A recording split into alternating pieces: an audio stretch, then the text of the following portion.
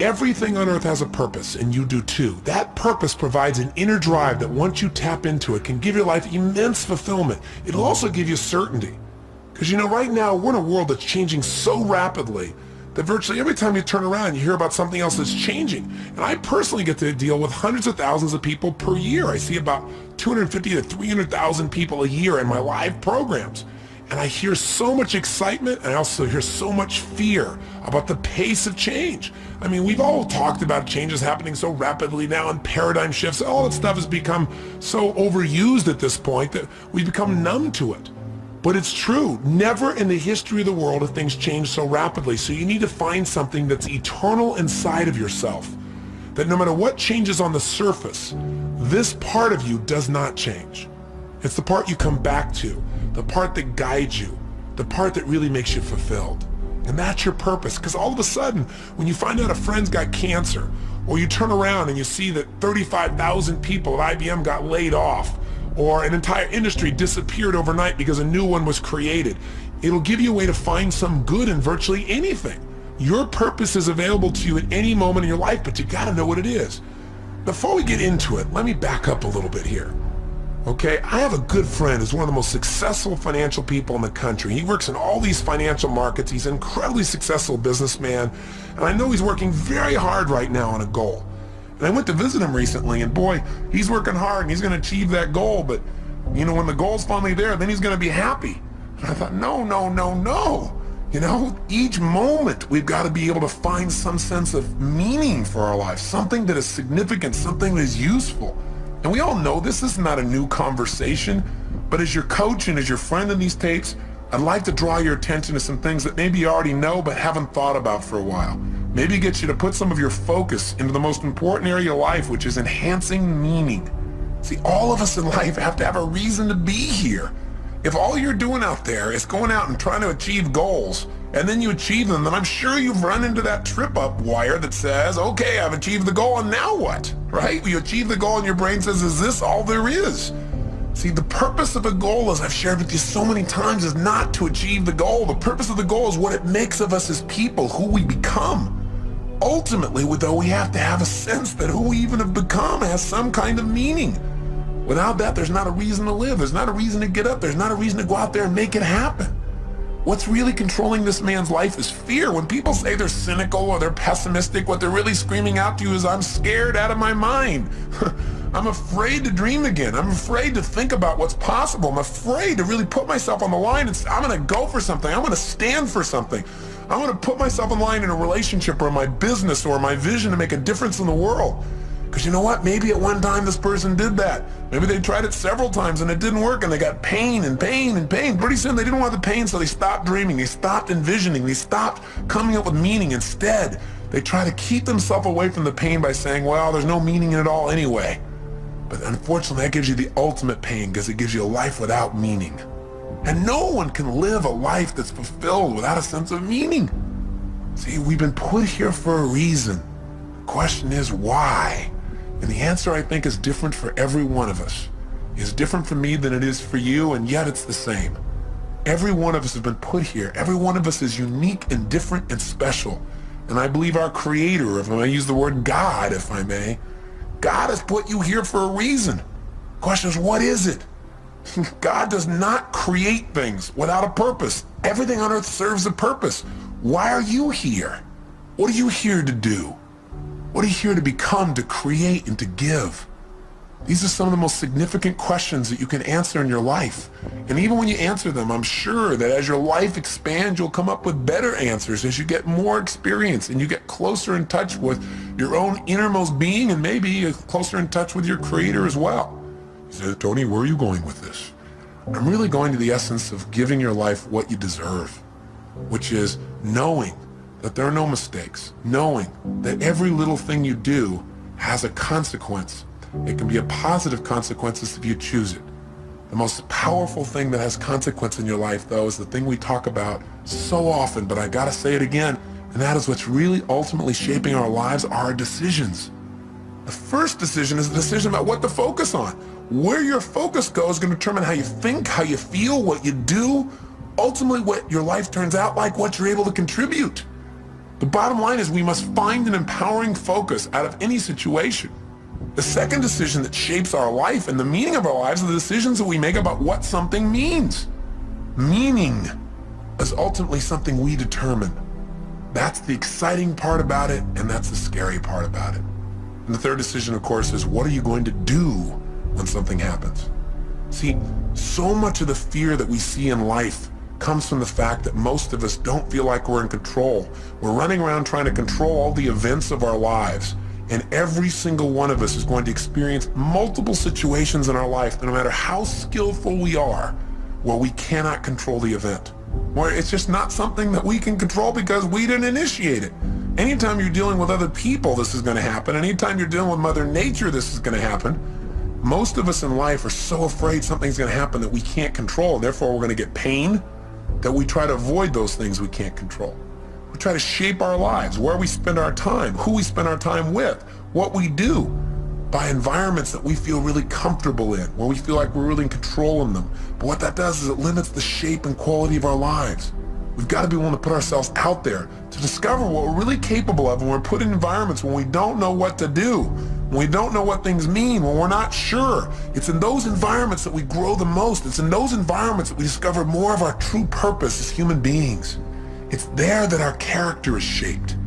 You know, so many times we set goals or we have dreams or we have plans and we work our tail off and it doesn't come out the way we want. And a lot of people come out of those situations disillusioned or angry or resentful or frustrated. They look for someone to blame. But you know, sometimes I really truly believe that not getting your goal is part of the design.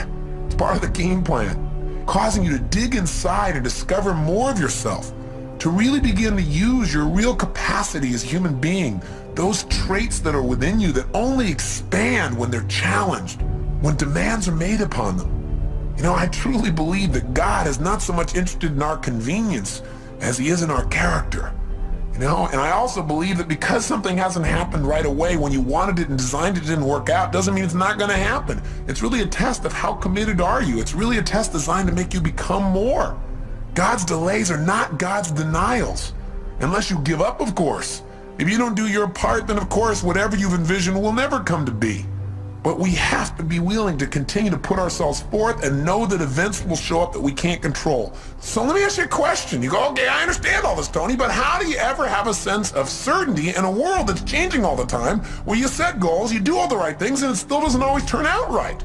How do you live in a world where suddenly something can happen? It can take away your whole business, or, you know, a storm could come and take away your home, or some calamity could happen to your personal family, or a disease could hit, or someone could die. How do you deal with all that?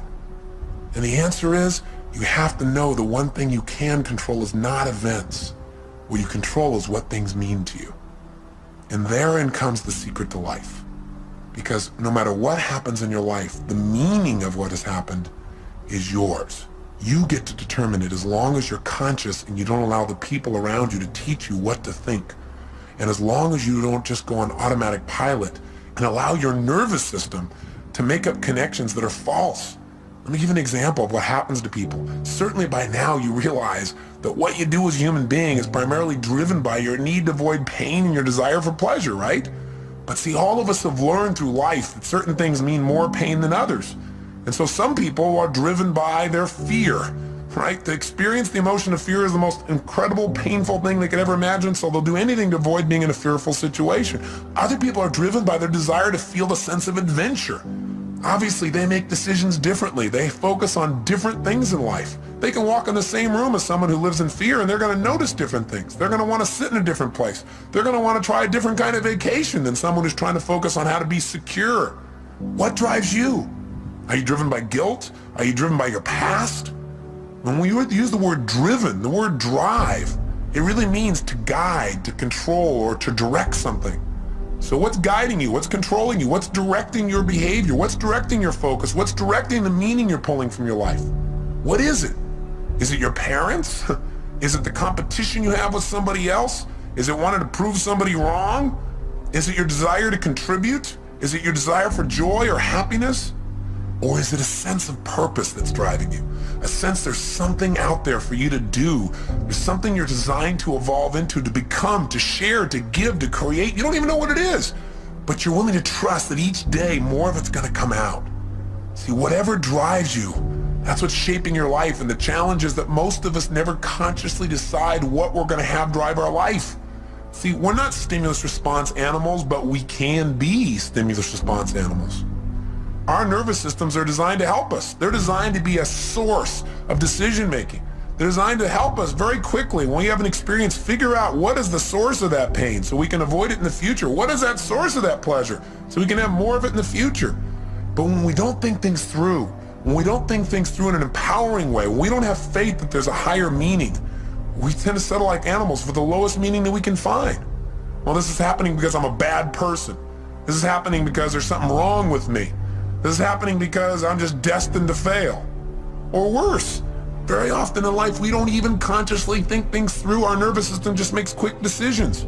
Hey, every moment you're alive, whenever you have a significant amount of pain, your brain says, hey, what is the source of this pain? And it uses 3 criteria, I'm sure you remember, to determine what the source of your pain is. It looks for something that is happening about the same time you're having the pain that is unique. Because after all, you weren't feeling pain a moment ago, you got pain now. What's unique about this situation? It looks for something that is recent. Something's happening about the same time you have the pain. And it also looks for something that is consistent, something that whenever you've had pain in the past, this has also been a factor in that situation. Let me tell you how these 3 criteria can help you. You go out one day when you're a child and you touch a hot stove. You feel some pain, you pull it back. Your brain says, okay, what was unique to that moment that gave me the pain? It looks around and says, this burner, right? It says, what was happening about the same time I felt the pain? I was touching this burner. And what's consistent about it? Well, maybe nothing until you do it again. After doing it 2 or 3 times, or maybe one time because it hurt enough, maybe one time is consistent. It's like when somebody says to you, you always do that. I don't always do that. Yes, you do. You always do it. I've done it one time. Yeah, but, well, that's always. Well, human beings can make it one time consistent if it's painful enough. So the bottom line is, what do you learn? Your nervous system learns you don't grab burners.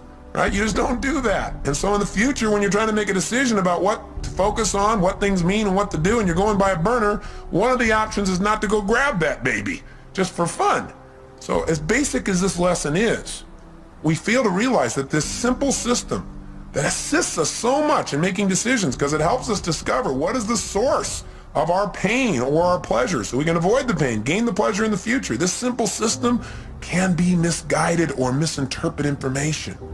See, here's how it works. I'll give you an example. I was doing a date with Destiny only a couple weekends ago, and several people were having major challenges in their life. And one lady just couldn't get herself to really have any meaning in her life. And as I kept digging, the real problem that she had is she felt lonely because she felt disconnected, because she wanted to have someone she could share her life with. But she couldn't get herself to do that. Why would you guess someone couldn't get themselves to be able to share their life? Not hard to figure out, is it? Pain. Person obviously, as I guessed, had a painful relationship in the past, which she had. It was so painful that she'd linked up in her head that marriage, because she'd had a previous one that was painful, equals death. Well, that'd kind of keep you away from getting into a closer relationship, right? How did her brain do that? Well, she said she was in this relationship, it was so great, but after they got married, this man became physically abusive, verbally abusive. He basically did everything he could to control every aspect of her life. And the worst thing of all, when she finally developed the courage to divorce this man, he threatened not only her life, but he also threatened their own son's life. And when that happened, she got linked up. Marriage equals death to not only me, but potential loss of the life of my child. That's even more than the loss of her own life for her. Well, it's not too hard to figure out that if your brain says, why am I feeling this ultimate pain? And it looks for something unique and says, well, because I'm married. And then it looks around and says, what was happening about the same time I felt the pain? Marriage. And you say, what was consistent during the pain? You go, marriage. Pretty soon you're going to avoid marriage, but it doesn't stop there. Her brain also linked up that the cause of her pain was something else too, men. Because after all, what was unique? I had this man around. I was married to a man, right? And then secondly, what else was going on? Well, about the same time I was feeling the pain, I was with this man. And sure enough, what was recent? This man. Right around the time I had the pain, he was there every time. So sure enough, all of a sudden she's avoiding all men. But it didn't stop there. She also linked up that the reason she felt this pain was because she trusted. So as a result, her brain linked up unconsciously, if you trust, then you will die. Now, I would say to you the opposite is true. If you don't trust, if you don't have faith, then you instantly die internally. You may not die physically, but you die emotionally. Because anything that's worth living in life requires faith. It requires trusting. It requires knowing that you can get out of the chair and walk on this floor, and when you step out on the floor, you don't stop and have to analyze, can I do this? And you don't weigh everything and think about your weight and the structure of the floor and what's underneath it. You just trust. Otherwise, you'd be immobilized. You have to trust to drive a car. You have to have faith to enter a relationship. You have faith to start a business. You have to have faith when all of a sudden somebody at this company says these 35,000 people are gone. You have to have faith that if you're one of those 35,000, that there is a better plan for you and that you will now act on that faith and take action and find that better plan, that better solution for your life. You must have that. You lose trust, you lose meaning. When you lose meaning, you lose your life. Again, maybe not physically, but certainly emotionally. And when you lose it emotionally, the physical loss of life often is not that far behind. Medical researchers are now proving that the mind-body connection is not some psychobabble, but a physical reality, that the way we think and the way we feel about our lives affects us physically.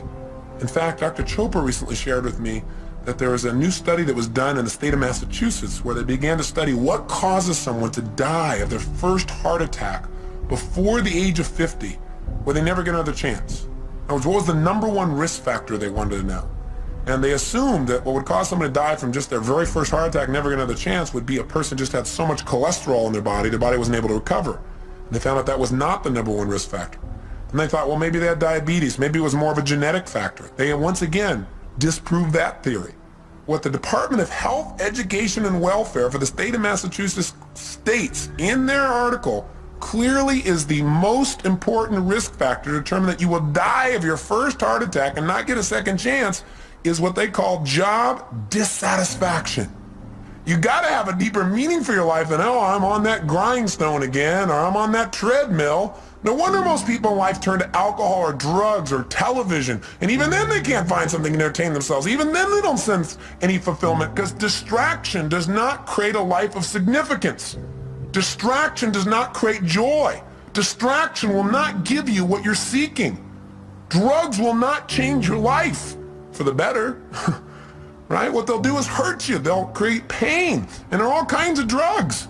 Anything that doesn't expand you as a human being or allow you to share more love and joy with others in a natural way that enhances your physiology and your mind, your emotions, and your spirit is something you probably don't need. You gotta grow, you gotta expand, you gotta contribute, you gotta know that you're here for a purpose. There are no mistakes. There is a meaning. Even if you haven't found it yet, you must discover it. And you know what? For most people, they don't discover the meaning of their life until their life is over. What a sad place to be. Or until they have a life-threatening illness. Or until somebody very close to them that they love is about to leave them. You don't have to wait for the pain to discover the meaning. So how will I know when I found the purpose of my life? You decide what it is. You discover it and you decide this is it.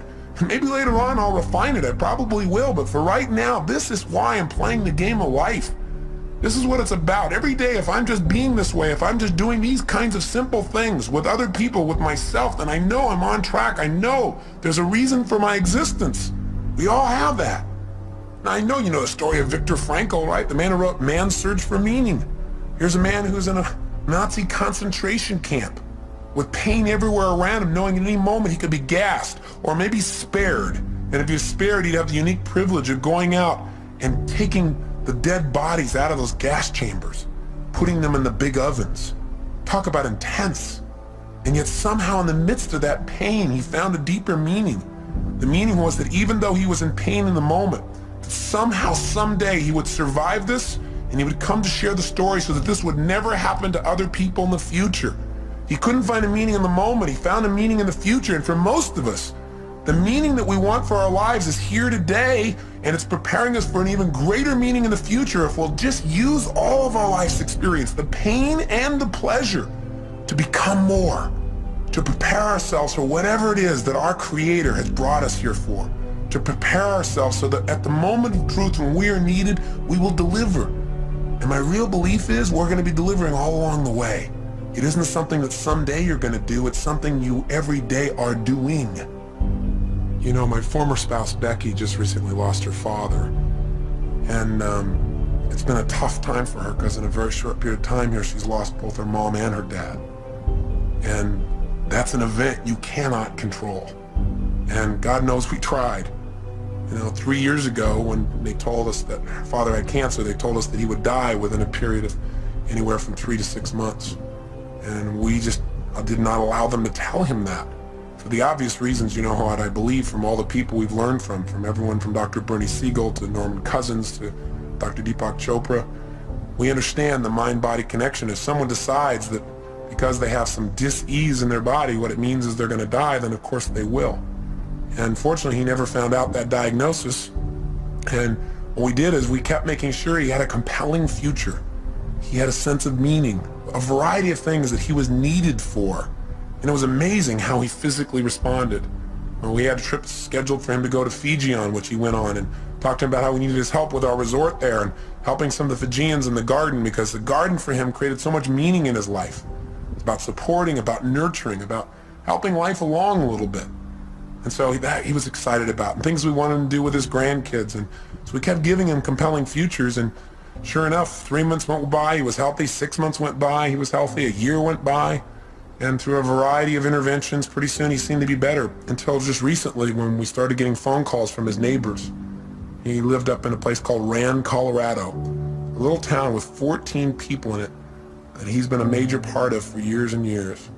And they started calling us to tell us that they didn't think he could take care of himself anymore, so we flew out and brought him back here. And the first few days he was in phenomenal shape. It was like he was completely restored, being around the grandkids and being in the environment. He was all excited to share about things that happened in his little town of Rand that he helped to create there, about the calves that he helped to deliver, and about the planting season and how they're helping people through the winter, and some of the stories they've been telling. And he was just totally alive. And we took him to doctors for a series of tests.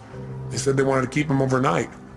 The next day we called and I spoke to his main doctor, and he said it looks like he just has a form of meningitis. So he said that'll be really easily treatable and he should be okay. And he said, don't worry. He said, we're just going to do a series more tests because he's a bit dehydrated. He lives at an altitude of about 11,500 feet and he's not drinking enough water. And he said, so, we're going to run a couple more tests, he said, next day. He said, but I think he'll be fine. He said, I have to go out of town. He said, my partner doctor will be working with him. So he said, I've passed on all the information. You can check in with him tomorrow. Well, the next day, Becky went to go see her dad, and I was out doing a seminar, and I got a phone call, and the phone call was that they'd done additional tests and that they'd found out that the cancer had spread throughout his spine and into his brain. And while it wasn't treatable before, when they told us 3 years ago, it's certainly not treatable now, and that they thought he would die within weeks. The worst part was, though, that they also told this to him before they told it to Becky. So he had no one there to support him through the process or to give him other options. When I found this out, I became so angry with the doctors because I focused on how he'd violated what we asked him to do, and how the other doctor should have told his partner doctor not to tell him yet, to allow us to talk to him, to prepare him for the situation. That it was so harsh, it was so unfair, and the meaning of it was that it was going to really harm him, that all of a sudden he would give up hope. And what I wanted to do was lash out. And fortunately, I didn't lash out. Instead, I started to focus on what's happening to Cecil. What can I do? So went to go see him and talk to him, and it was unbelievable. He looked like he just aged 10 years in a day. Because what had happened is he had no future. There was no purpose in fighting the pain or trying to make things happen or, trying to tell stories or do anything, because after all, you're going to die anyway soon. And that was kind of the way he was interpreting it.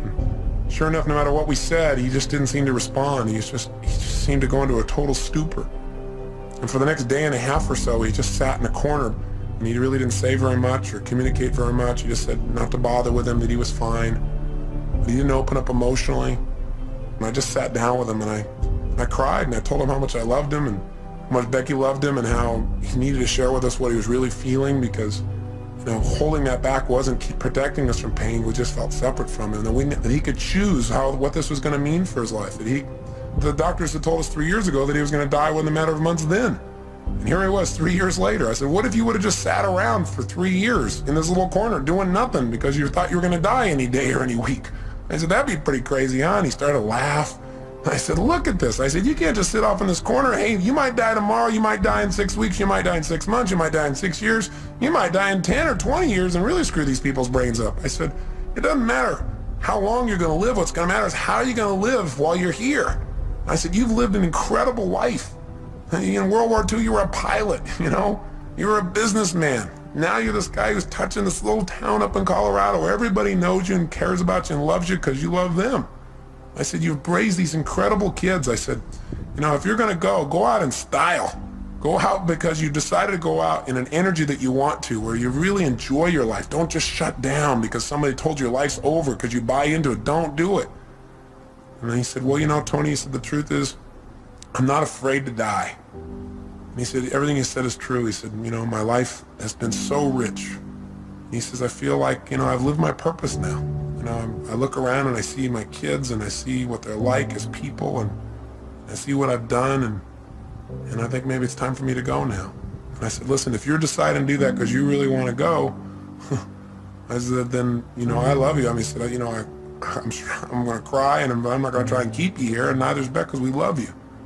I said, but at the same time, don't leave because somebody tells you it's time to go. He said, well, I don't know. I said, well, when it's time to go, you'll know. I said, you can go consciously. You can decide when it's time. You don't have to wait till the pain is so intense you can't stand it. But at the same time, don't go any quicker than your meaning is done. And I think right now you're teaching your family a lot of new lessons. He said, yeah, that's probably true. And I said, so what do you want to do? How do you want to do things? I said, let's get your fanny out of here. Let's get about. And we had this great conversation and talked about all kinds of things. And I won't bore you with the details, but I let him know that he never have to worry about his daughter and that she had become the kind of person he could always be proud of. And it was amazing because the next 3, 4, 5 days he came to life. All of a sudden there was a purpose in things again. All of a sudden he was alive. He'd go out by the pool and tell stories and so forth. And he went over to the polo grounds and did all kinds of just really great things. And then I went away for a seminar and I came back 2 days later and it was like he was gone. He could barely even talk. He was having a difficult time holding himself up. He had to have round-the-clock care for him. Pretty soon he wasn't able to carry on a conversation. He would start talking gibberish and start seeing things that were invisible and point to them. We could tell the end was coming. And as the end started to come, there was more and more pain and tears. And we felt it all. And I also, at the same time, reminded ourselves that, hey, we're making this thing that it's lost because of our short-term thinking about this man and his body and his presence, but his life will live on beyond his physical presence here. And for him, what it probably means is freedom. Finally be free of the painful body he's been in for so many years. For him, it's a chance to be with his wife, Becky's mom, a chance to be with other loved ones. There was another meaning that could give you joy at the same time you're feeling pain.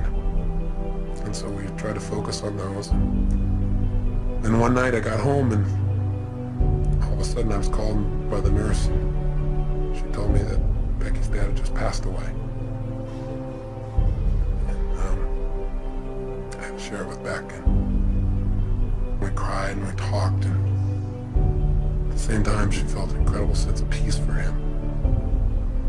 It's amazing how instantly how we felt could change just by changing what we focused on. From our loss to his gain, to the feeling of joy for him to be free. We couldn't control the event, but we could certainly direct our own minds by thinking beyond ourselves to something deeper, to a deeper meaning in life. I got back yesterday from going with Becky up to this little town in Rand, Colorado. It's a little town I'd never been to before, but Becky had been there many times. I got a chance to see where Cecil lived and the impact he had. He didn't really want a funeral. He never liked people who, quote, put on airs for anything. He was a simple man with simple values and a simple mission. And when I got there, I looked around and he never explicitly said what the mission of his life was, the purpose of his life. But in a town of 14 people, and we went out to this gravesite to put his body into the ground, and suddenly person after person started showing up. We knew all 14 people would be there because we knew he'd touched them all. They all loved him. He was the storyteller. He was the man who took an old car years ago and painted it black and white and put a star on the side and put a dome in the inside with glasses and made it look like a police car so that people came running through this little town, which consists of about 7 or 8 buildings, that they might slow down. His house was called the Rand Yacht Club because he invited everybody up for coffee every single morning, at least 300 days a year. Figured out how he could tell them a story and cheer them up. He used to run a little restaurant there called the Liar's Lair. The reason was because he had people, he'd tell people stories, and he'd tell the wildest tales and get people to believe them. Sure enough, after about 10 or 15 years, they began to realize that some of these things were stories. And they all laughed as they told me stories about this incredible man who touched their lives. But when we got to the graveside, not only did 14 people show up, but in this little town, it's 4 hours outside of Denver, people came from all over. People came from Wyoming, people came from Denver. Pretty soon there were 100 people at a gravesite where there's not supposed to be a service to honor a man who touched their lives. So we said, we don't have a formal service because that's not what he wanted, but before we put his body in the ground, does anybody like to say anything? And they all talked about how he touched them, how their life was greater because he was such a loving soul, that his smile had touched them, that his stories had touched them, that just his manner, that he was a lover of people and animals, that because he'd been in this town, their lives would never be the same. People who'd come through the town just for a day, just his little kindness. He was a man who said, if you can't say something nice about somebody, don't say anything at all. He never said a negative word about anybody. In fact, one man, probably the most telling tale of this man's life, he said, Cecil's the kind of guy, he said, I sat down one day with him and said, what are you doing about all those rodents that keep stealing all our animals? Are you poisoning them? Or are you shooting them? Are you trapping them? Are you killing them? What are you doing? He said, because they're taking all my stuff. And Cecil said, no, he said, I just plant twice as much. I thought, what a life. What a man. See, his life was his mission. His mission was real simple. Love people, love animals, love beings. Make the world a little bit better by just being nice. He lived a life of significance, one that had meaning. He didn't go out and change everything on earth. He didn't make $1 billion. He doesn't have people writing him up everywhere, but he changed people's lives. And he died in his sleep, out of pain, the day he decided to go. And he created in his family a greater sense of courage to look at life in a new way, and a greater sense of dedication to give even more. He added to our drive. He added to our commitment to be givers in life, as he was to any soul who had the privilege of coming across his path.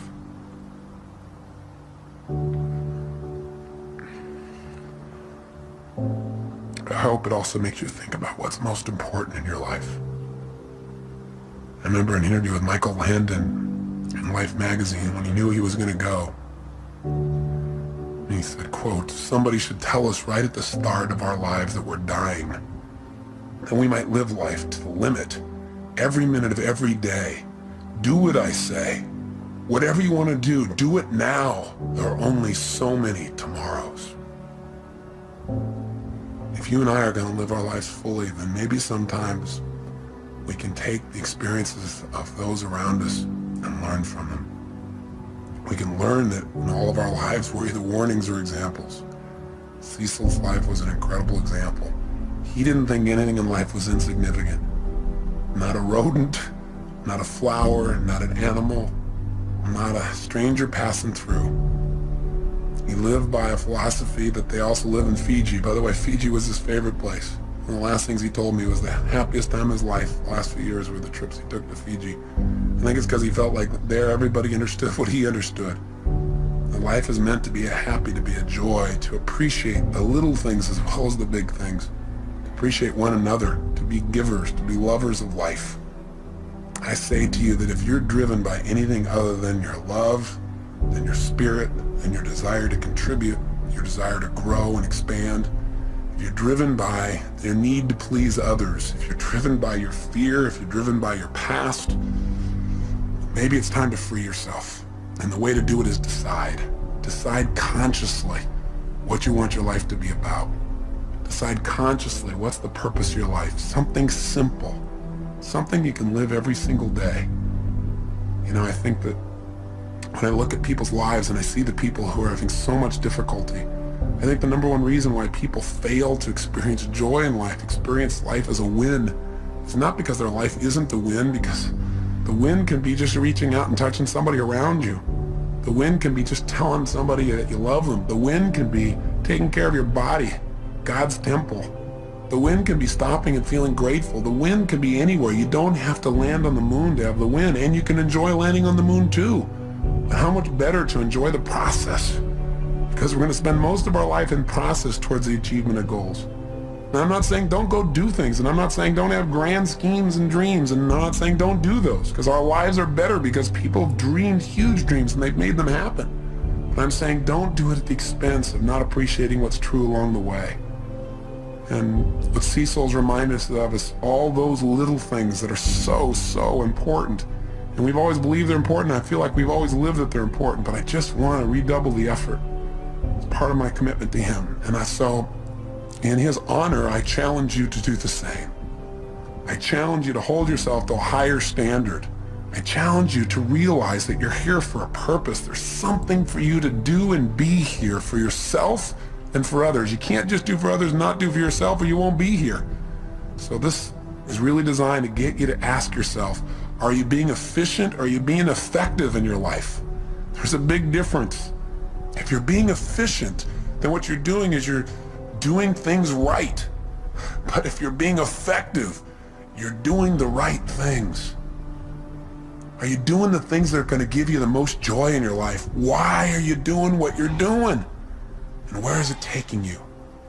You know, we all need to have what I call a code of conduct, a set of standards we hold ourselves to every day about how we're going to be as people, the kinds of states we're going to live in, because it's out of those states that we affect everyone around us. Just stop and think about what's most important. Think about why you're here. What's the purpose of your life? Step out of the moment and into eternity. Think about what's eternal when you're feeling insecure. Start to realize there is something inside of you that is never ending. That there's something inside of you that is unchangeable.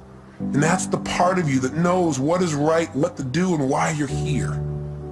So, you know, it may sound metaphysical, it may sound religious or spiritual. Call it whatever you want. But know that the bottom line is that you are here for a reason.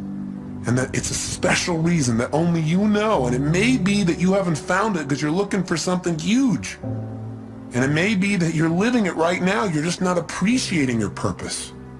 Maybe what you're doing right now is your life purpose, this thing that you detest most. Or maybe what it is doing is giving you the challenge to really discover something within yourself that will allow you to give and be more. Because life is about two things, being and doing. How are you going to be as a human being? I mean, ultimately our destiny is who do we become as people and what do you do? What do you contribute? That's what it's about. That's what gives us a sense of fulfillment. A life of significance is one of growth and contribution. It's one where you decide what your life's about. Simply, what are you here for? Are you here to live, to learn, to grow, to share, to love? What are you here for? I'm asking these questions. I'm hoping you're thinking, not just listening to me.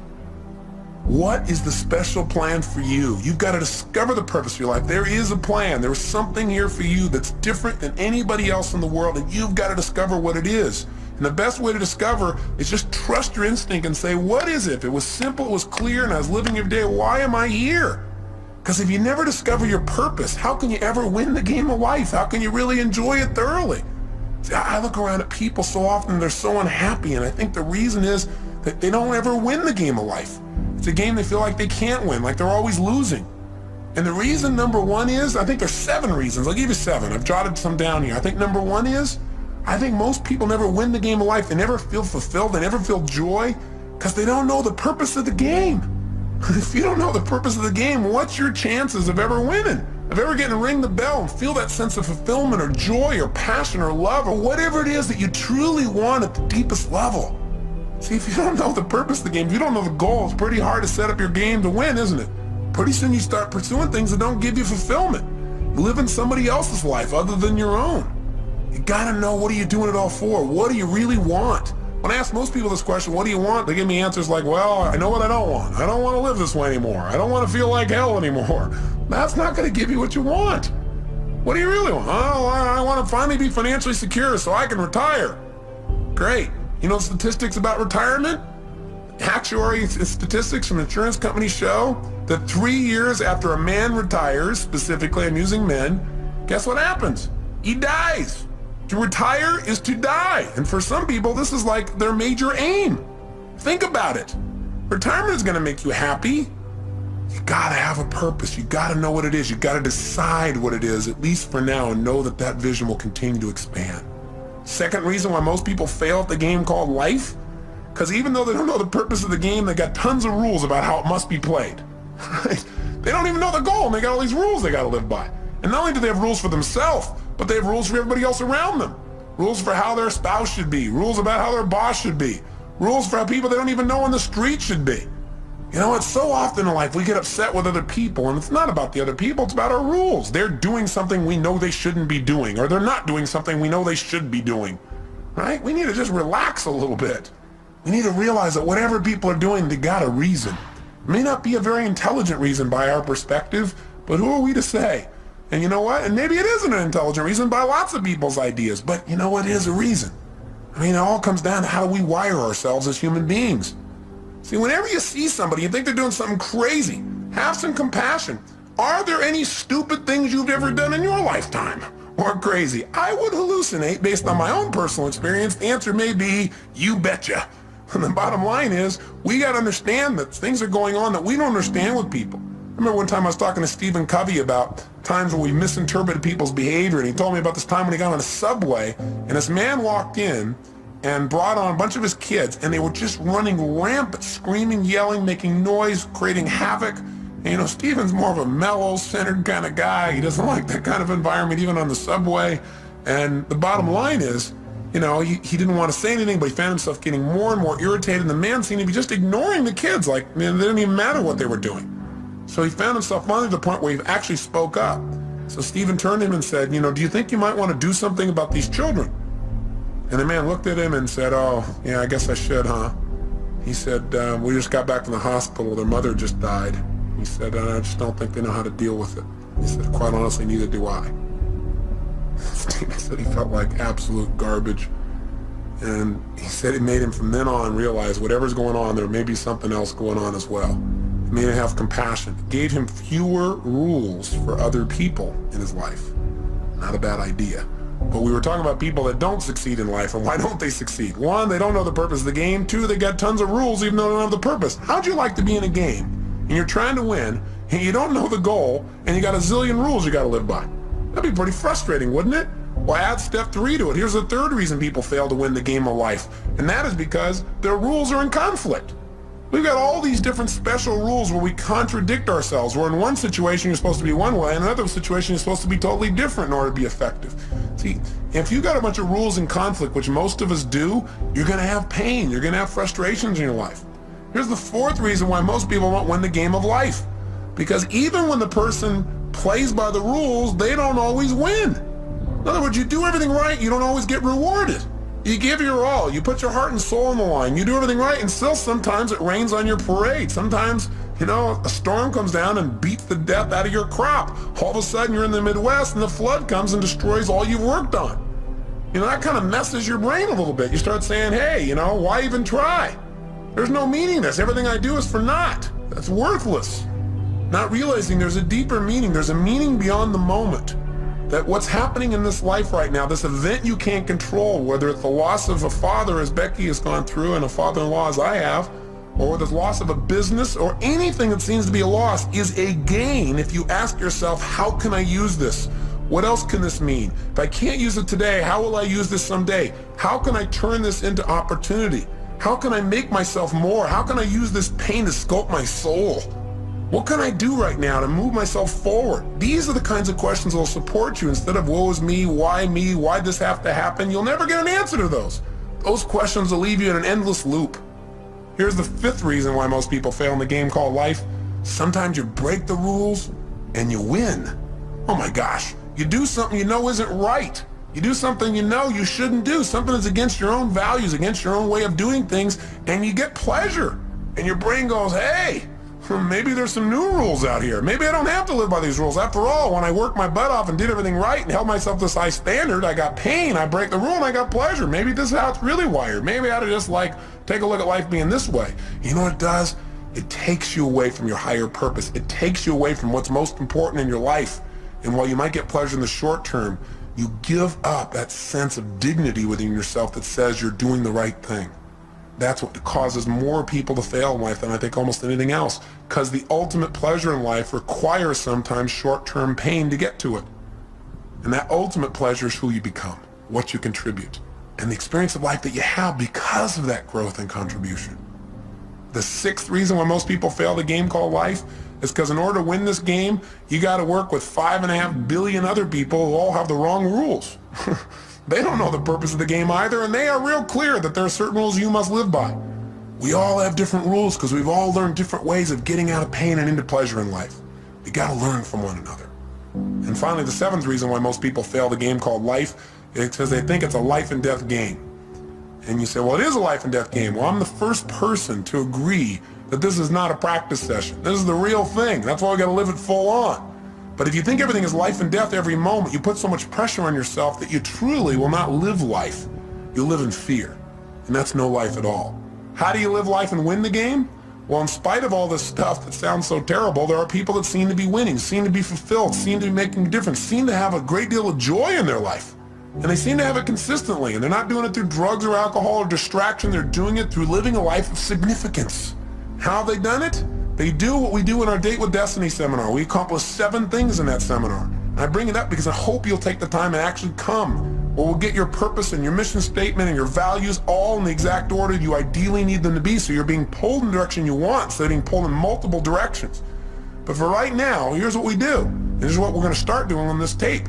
It's the first thing these people have who succeed or are fulfilled is they've decided what the purpose of the game is, at least for right now.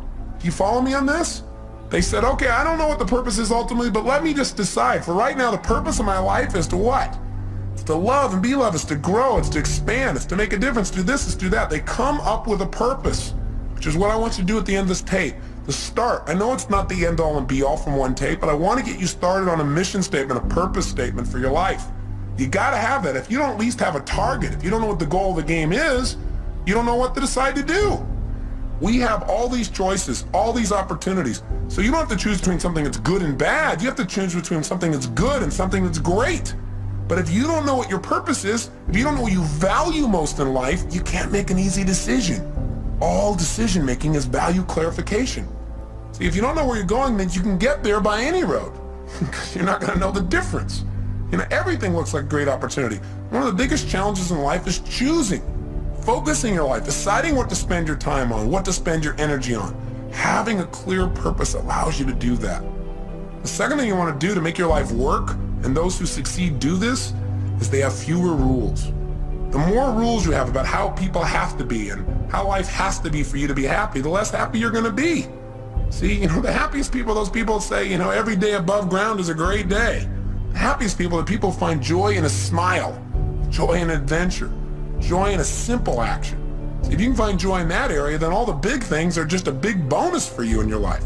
So when you find yourself starting to react to something that someone else has done, then you might want to ask yourself, how significant is this really, right? Is this so bad? Is it okay for this person to have a different opinion, a different view, a different feeling than me in this area? And in most cases, you might say, yeah, it is. What would you have to believe in order to be upset? That everybody has to live by your rules? Well, maybe in some areas that's real important. Maybe some other areas it's not as significant. You can just let go of it and have a lot less pain. The third thing that people who win the game of life seem to have in common is they've made their rules consistent. They found the conflicts in their life, and when they find them, they've been honest with themselves and say, this is a total contradiction of what I normally believe in other areas. No more, this is not how I'm going to live my life. Fourth thing these people do that make them succeed is they give themselves pleasure whenever they win, even when the world doesn't. This is really important. You got to realize that sometimes you'll do everything right and you won't get acknowledged. So what? Acknowledge yourself. You got to catch yourself doing little things right and give yourself the pleasure you deserve. After all, if somebody else tells you, hey, great job, and that makes you feel good, It's not them saying great job that makes you feel good. It's when they say great job, you stop and say, ah, that means I get to feel good. And you send a little neurotransmitter that allows yourself to feel the pleasure feeling in your body. Why not just give it to yourself so that you keep yourself on track, so you're always reinforcing good behaviors, excellent behaviors, commitments to your highest values. Fifth thing these people have in common is when they screw up, when they don't do things right, when they violate their own values, when they violate their own sense of purpose in life, they give themselves a short burst of pain. They say, hey, this is not who I am. I stand for more. They don't wait for the world to have to give them pain. That's why they're on track. The sixth thing that these people that win have in common is that they know that everybody in life has different rules. And so when they get in a relationship with people, they know they've got to have other people in their life to help succeed in a particular area, they try to find out their rules. Because if you know what's most important to people, if you know what their rules for life are, what their musts are in life, it's a lot easier. And lastly, people who succeed in life, they've learned that life has a purpose, but they also at the same time don't take life too seriously. They don't take themselves too seriously. What's that old funny metaphor? Why do angels fly? Because they take themselves lightly, right? The bottom line is we've got to look at life in a different way. Now, with all this conversation we've had here about purpose, what are you and I going to do right now so that you have a greater sense of meaning? Well, one is, I don't need you to just go out and create this grandiose purpose and write pages and pages and pages. I think that the simplest things can be the most powerful things. So if you can now, close your eyes and think about what you want to be when you're going to grow up. Go back to a time when you're 5, 6, 7, 8, 9, 10 years old. What'd you want to be back then? What'd you want to do? Who were your role models? And why did you want to be that? Think about it just for a second in your head as I'm saying this. You might want to write a few of these things down. In fact, pretty soon you're definitely going to want to write things down. So it might be good to stop the tape right here and just think about what your purpose is and pull out a piece of paper and a pen or a little computer and let's work together on this for a second. What were some of the things you wanted to be when you were growing up? When you were a little kid? I remember one of the first things I wanted to be was an archaeologist. Now, whatever you wanted to be, here's the question I want to ask you. Why did you want to be that? In other words, what was the feeling you were hoping to get from that? What were the sensations? What were you wanting to be and do? What were you wanting to get from that? And when I think back and I think about what I really want to be as an archaeologist is I wanted to discover things. I mean, that was the biggest thing. I wanted to discover things that had not been discovered before, something new, something unique, something different. And I wanted to share that with people. I wanted to be a person who went out and discovered and then shared that discovery with others. And you know what's interesting? I'm doing that today. I'm just not sticking my head in the sand and doing it. I'm doing it by sticking my head in other people's brains and find out what makes them tick and find out what makes me tick and then sharing some of that. But that feeling, that same feeling that I wanted then, I found a way to do it today in a new way. And so I challenge you to think about what was it you really wanted from that. Then think of something else you wanted to be when you're growing up. I wanted to also be a police artist later on. Remember that? You know, those guys that draw those pictures, you know, and show people and catch the bad guys. And why did I want to do that? What did I want to get from that? Oh gosh, thought about it. I said, well, I wanted to create. I wanted to be creative, and I wanted to help people. I wanted to help people do the right things. I wanted to keep people out of their pain. I wanted to catch the bad guys, but most importantly, I wanted to create and help people. Well, guess what? I found a way to do that today, different than I originally thought, but the same purpose is there. Now, maybe it's not the same purpose for you for all the things you want to do. Maybe they have a common thread, or maybe they're different threads that are important. What else did you want to be when you're growing up, and why did you want it? What feelings did you hope it would give you? What did you hope would come from it? Think for a second. I'll give you another one of mine while you're thinking, try and trigger you. What else I wanted to do? Well, I wanted to definitely be a rock star. I wanted to be able to entertain people, to change their emotional states, to use my voice and my face and my body to give people more passion in their lives. And now I've found another way to do that. Plus, I get to work with some of these people. The other day, I got a chance to go to the Aerosmith concert. I kind of grew up listening to those guys. And I found out that Steven Tyler and some of these guys are fans of mine as well. Went backstage and I met Tim Collins, who's their manager, and he told me a phenomenal story. He said that years ago in the early 80s, when Aerosmith was in really bad shape, the guys were hooked on heroin and they were losing everything financially and the group had broken up, that he decided he was going to turn it around, and he read 2 books, Think and Grow Rich and a little book called Unlimited Power. And he said that what he learned there gave him the inspiration and some of the tools and strategies to get himself off heroin and coke. And then he did a group intervention and helped the other guys do the same. And these guys are now on a mission. They're totally clean. They're Evian water drinking guys that are out there sharing their rock and roll and their message and they're doing it healthfully. I got a chance to meet Steven Tyler, who's just an incredible guy. I mean, these guys have been touring for 23 years, giving their all passionately every day. I feel like they're brothers, and it was really interesting because he said, I watch it on TV all the time. I feel like we're walking the same path, And he said, I listen to your tapes. He said, we really have the same mission. He said, do you think you'd get together with us and do a gig for us? I said, what do you mean? He said, well, the guys on the weekend. Could you maybe do your gig for us so we could all participate on the weekend? I started laughing, I pinched myself. I said, oh, cool, now I get to do a gig for Aerosmith. I'm not out there rock and rolling, but sort of I am. I'm working with the rock and rollers, so it's fun. So my point is, maybe you're not doing what you originally envisioned, but maybe you'll find a way to do it even better if you have some faith. Maybe if you keep developing yourself and you know at least the emotion you want, the contribution you want to create, you'll find a better way. Most importantly, before you can find the way, you got to know the essence of what it is you really want. What is that purpose? That's what I'm really asking you about.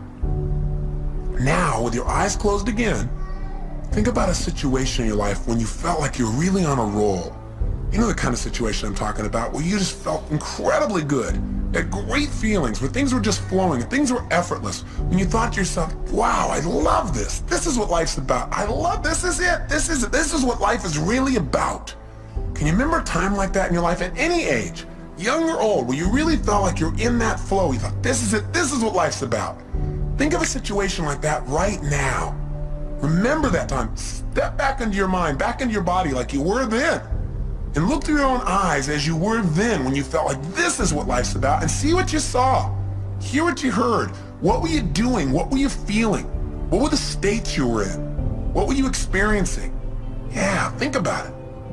And tell me, what is it? And was there anything in common with this, with some of the other things you wanted to have in your life, the feelings you wanted to have? Maybe you wanted to grow or create or contribute or discover or expand or challenge. What is it? Love. What were the feelings and what were you doing? And then when you get a sense of what that was, then think about this. Think of another situation in your life. Think of a second one when you felt like you were on a roll. At some other point in your life, when things were flowing, when you felt this is it, this is what life's about, I love this. Think of another time like that and step into that situation as well. Step into it right now.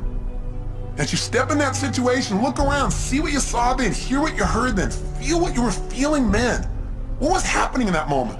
Not just what you were doing. Notice what you were doing. Were you creating or writing or speaking or communicating or manufacturing something or studying or learning? And what were you doing?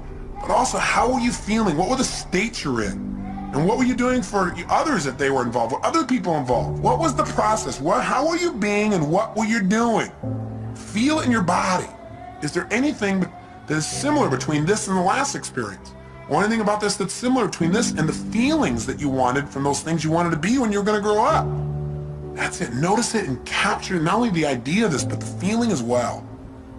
Now, one more time, think of something else. Another time at any age when you felt like you were on a major roll. Things were really flowing, where you felt incredible. When you felt like, I love this. This is what life's really about. This is it. Think of another situation like that right now. And as you step into that situation right now, notice, what were you doing? What were you creating? What were you sharing? What were you feeling? Feeling these feelings. Think about the purpose of your life. If you were going to say it in a simple phrase, not even paragraphs and paragraphs, simple phrase or a sentence or two, and you're going to write down the purpose of my life is to what? If you're going to do it, and you're going to have a couple simple criteria. One is it's got to be stated positive. Not the personal life is to stop all the horrible things in the world. No, something positive. Something stated in the positive. And if it was going to be something brief, and if it was going to be something emotionally charged in terms of its words for you, and it has to have how you're going to be as a person and what are you going to do, and it's got to include not just other people, like I'm going to change other people's lives, or I'm going to make the world better for other people. You got to be in your own mission statement. You got to be your own purpose statement. You got to be in there too, and other people. Don't just have it, the purpose of my life is for me to be happy, because we're all connected. So if it's you and others, being and doing, brief and short, what is the purpose of your life? What is it? Right now, what comes out of your head? Not the right answer, not the perfect answer, just the answer. The purpose of your life is to be and do what for yourself and others? Just say it out loud. Just say it. Don't even write it down at first. If you got pen and paper, then write it down. Purpose of my life is to what? Say it again. Try something. Keep changing it. And if you write it down each time, it'll give you better. So I prefer if you wrote it down. But just come up with something. The purpose of my life, for me, Tony Robbins, is to serve God and my fellow man by being a powerful, loving, passionate, outrageous, courageous, strong, playful, crazy example of the unlimited possibilities that God gives when you commit your life to service, when you're really focused on contribution. That's what my life's about. I know what I feel. I can change the words slightly here and there, but I know the essence of my life. And you've got to know what that is for you. That is what will help you to make the decisions. That'll give you the motivation to get up early and stay up late. That'll make you connect with people in a way you've never connected before, but you gotta know what it is. And it's gotta be more than just you. You and others gotta be brief. It's gotta be emotional. It's gotta be intense. So go do it right now. Turn off the tape and just start writing like crazy. What is the purpose of your life? And when you write something, write another thing. Cross it out and write another one. And keep writing it better and better until you got something you like, then to turn the tape back on. Go for it. Do it now. The purpose of your life is to what? You did turn this tape off, didn't you? You're not just sitting there thinking, come on, if you write it out, it'll be better with more precision. Turn it off. And if you're on your way back, then just ignore the last sentence. Welcome back. Now, do you got something you really like? I hope so. Now, I know it's not the end all and be all, and it better not be perfect, or I'm going to come through this tape and grab you. Your job is not to be perfect. It's to be excellent. Perfection can never really be achieved anyway. If you're truly a perfectionist, then it's never perfect. But it's getting better all the time. So what is the purpose of your life? And how does it feel when you think about this is the purpose of my life? Now let me give you one other criteria. Did you write it so you can only achieve it once you die? If so, change it. Because we don't want you to have to die to achieve your purpose, which is what some people have. It should be something you can experience every day. You know, whatever you do. Whether you're just sitting at the lunch counter, you're walking through a grocery store, you're going and conducting your business, I don't care what it is. It should be something you can feel. And you gotta find what that is for you. And how to language that, at least for now, so you know the goal of the game. With that, your life takes on a whole nother dimension. So as you go out over the next month, try something. Take this purpose statement and keep it in front of you. Put it in the system you use for managing your time and keeping your to-do list. Put it up on the wall nearby. And as you look at it each day, don't just write it and forget about it. Think about it each day. How can I live my purpose more?